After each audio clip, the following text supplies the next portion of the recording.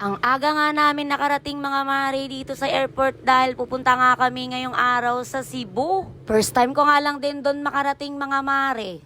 Nag-antay nga lang kami mga mare ng sandali at fast forward niya at nakasakay na nga kami. Saktong-sakto nga at yung pwesto ko nasa bintana.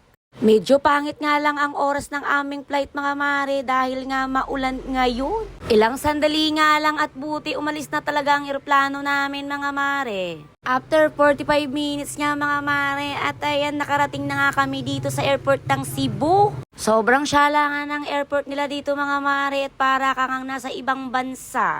Fast forward nga at nakarating na nga kami dito sa tutuluyan naming hotel. Napaaga nga ang dating namin kaya hindi pa nga kami pwedeng makapasok sa loob.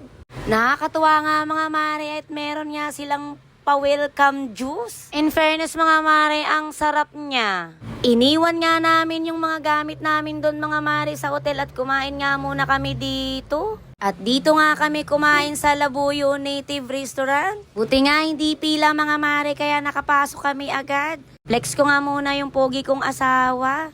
At ito nga yung mga in-order namin sa kanila. In fairness naman mga mare at ang sasarap din naman ng mga luto nila dito. Katapos nga namin kumain mga mare at bumalik na nga kami agad sa hotel.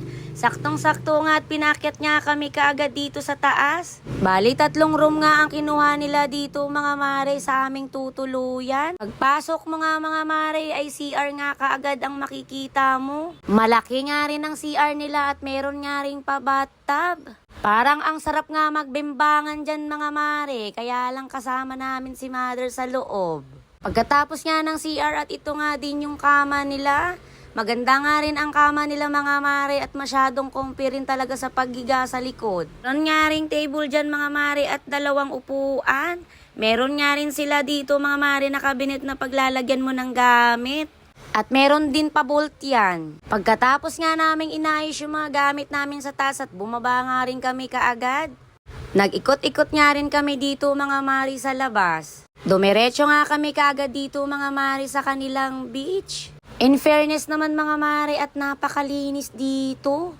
At ang maganda pa nga white sand din. Marami nga rin sila dito mga mari na upuan na pwede mo nga siyang pagpahingahan. Marami nga rin sila dito mga maring swimming pool. Sobrang latina nga mga mare yung view nito sa gabi. Kung gusto nyo nga itong puntahan at dito lang to sa Costa Bella Beach Resort.